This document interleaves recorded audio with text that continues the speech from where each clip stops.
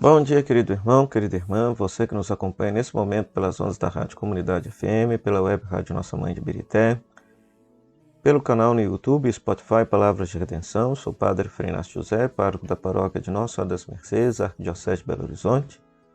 Seja bem-vindo ao nosso programa Pão da Palavra, no qual nós meditamos a Palavra de Deus proclamada neste domingo. Neste domingo celebramos o 18º domingo do tempo comum. E na primeira leitura nós temos Êxodo, capítulo 16, versículo 2 a 4, 12 a 15, o Salmo responsorial 77, Efésios, capítulo 4, versículo 17, versículo 20 a 24, como segunda leitura, e João, capítulo 6, versículo 24 a 35, como evangelho.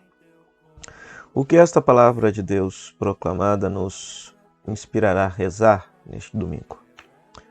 Bom, tanto a primeira leitura quanto o Salmo tratam novamente do tema da fome, mas agora numa nova perspectiva. De certa maneira, esse tema continua aquilo que nós rezamos, meditamos no domingo passado. Na primeira leitura, Deus promete por meio de Moisés que haverá de fazer chover pão do céu para aquele povo de Israel que está no deserto. Porque este povo está murmurando de fome, está murmurando por causa da fome que eles estão padecendo no meio do deserto. Chegam a duvidar de que Moisés de fato tenha os tirado do Egito com a finalidade de trazê-los novamente à liberdade.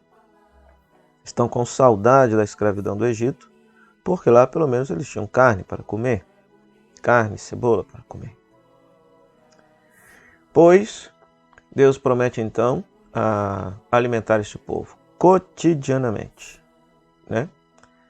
Então, no versículo 13, Deus manda um bando de codornizes, e depois, no versículo 14, se narra a vinda do maná, o pão que chove do céu para que o povo possa comer. Isso depois será rezado justamente no Salmo 77. Então é interessante, é bonito esta imagem de Deus fazer chover o pão do céu, porque é uma imagem que remete o quê? À providência, ao cuidado que Deus tem para com o seu povo, de providenciar o alimento cotidiano, o alimento de cada dia. Quando Jesus, por exemplo, ensina os discípulos a oração do Pai Nosso, parece que Jesus está com esta cena na sua cabeça, né? Porque nos ensinou a pedir o pão nosso de cada dia, ou seja, cada dia nós devemos fazer um ato de fé de que Deus haverá de providenciar o nosso pão cotidiano. O nosso pão cotidiano. Portanto, a questão da fome não pode ser algo que esteja alheia a quem se diz cristão, pois a providência de Deus haverá de tocar aquelas pessoas famintas mediante a nossa caridade, mediante a nossa solidariedade, mediante a nossa partilha. Entretanto, podemos correr o risco de achar que nos basta o pão material, né? E, inclusive, lá nas tentações, Jesus vai afirmar que não é só de pão que vive o homem, mas de toda palavra que sai da boca de Deus. Mateus capítulo 4, versículo 4. O pão aqui, além de ser o alimento, ele pode simbolizar tudo aquilo que é matéria. Assim sendo, não é a matéria que haverá de preencher o coração humano, mas sim uma realidade espiritual. Por isso, no Evangelho, João capítulo 6, o evangelista faz o contraponto. Se Jesus questiona que aquele pão que o povo de Israel comeu no deserto não era o pão descido do céu, porque eles comeram e morreram, Jesus vai afirmar que Ele mesmo é o pão descido do céu. Em verdade vos digo, não foi Moisés quem vos deu o pão que veio do céu, é meu Pai que vos dá o verdadeiro pão do céu. Eu sou o pão da vida, quem vem a mim não terá mais fome, quem crê em mim nunca mais terá sede. Em outras palavras, Jesus é este pão descido do céu que nos alimenta, que mata a nossa fome, que sacia a nossa sede de Deus, a nossa fome de Deus, a nossa necessidade de Deus. Ele é o verdadeiro pão. E é interessante que se o pão era o alimento cotidiano no século I, como também hoje para muitos é o pão o alimento cotidiano, há pessoas que não passam um dia sem comer pão, então significa que devemos nos alimentar da pessoa de Jesus todo santo dia. Todo santo dia. Ou seja, a pessoa de Jesus, a vida de Jesus, a mensagem de Jesus tem que ser o nosso alimento diário para que aconteça em nós um processo de conversão, um processo de transformação, um processo de mudança da nossa vida. Um processo de mudança em nossa vida. Então, rezemos para que a providência de Deus toque nosso coração e a gente saiba alimentar aqueles que padecem pela fome, mas ao mesmo tempo que a graça de Deus convença o nosso coração de que por mais que estejamos saciados da matéria, isso não preencherá o nosso coração, porque o verdadeiro pão, o verdadeiro alimento é espiritual, né? E é a pessoa de Jesus. Aquilo que Jesus nos ensinou é que verdadeiramente cumulará de sentido, de paz, de bem-estar a nossa vida. A nossa vida.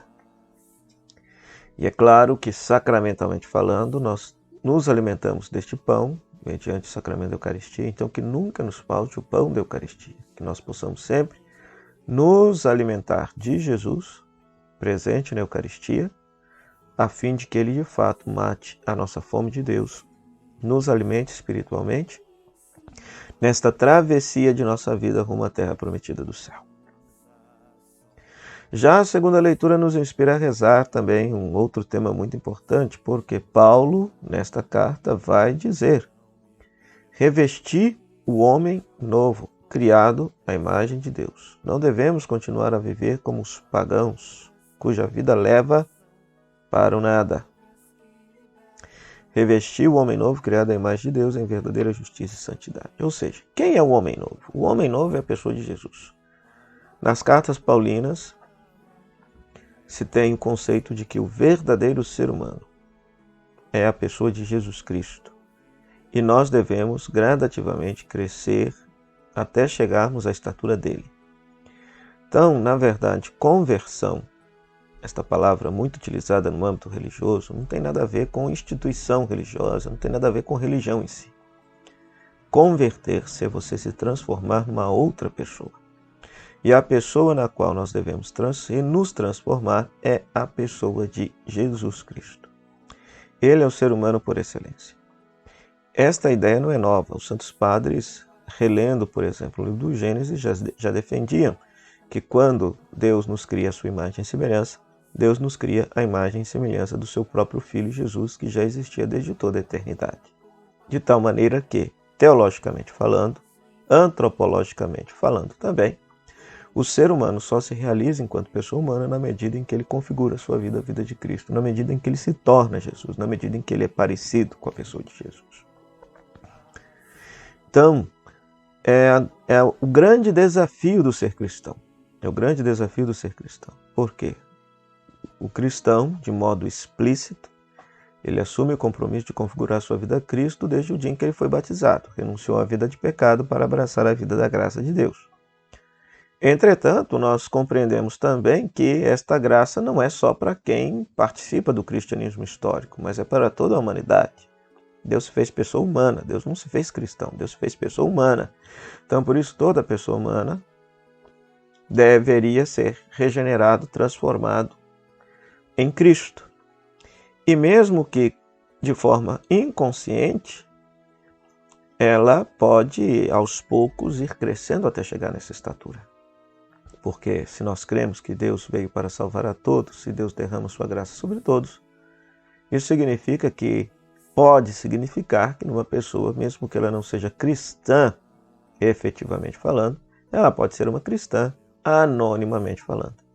Porque todos os gestos de bondade, de fraternidade, de amor que fazem com que esta pessoa cresça em humanidade, religiosamente falando, podem ser consideradas como ela está crescendo rumo à estatura de Cristo, que é o ser humano por excelência. Então peçamos a Deus que nos conceda essa graça de fato, a gente revestir esse homem novo, a pessoa de Jesus. É triste ver cristãos hoje tendo posturas totalmente contrárias à pessoa de Jesus, dos evangelhos. Né? Criaram um ídolo Jesus na sua cabeça, um fanatismo louco na sua cabeça, e justificam posturas que não tem nada a ver com a pessoa de Jesus. Então rezemos para que a humanidade de fato se converta à pessoa de Cristo, pois aí a humanidade haverá de viver a verdadeira justiça e a sua verdadeira pertença a Deus, a compensar por cada um de nós que professamos a fé cristã. Oremos. Manifestai, ó Deus, vossa inesgotável bondade para com os filhos e filhas que vos imploram e se gloriam de vos ter como Criador e Guia, restaurando para eles a vossa criação e conservando-a renovada. Por nosso Senhor Jesus Cristo, vosso Filho, na unidade do Espírito Santo. Amém. O Senhor esteja convosco, Ele está no meio de nós.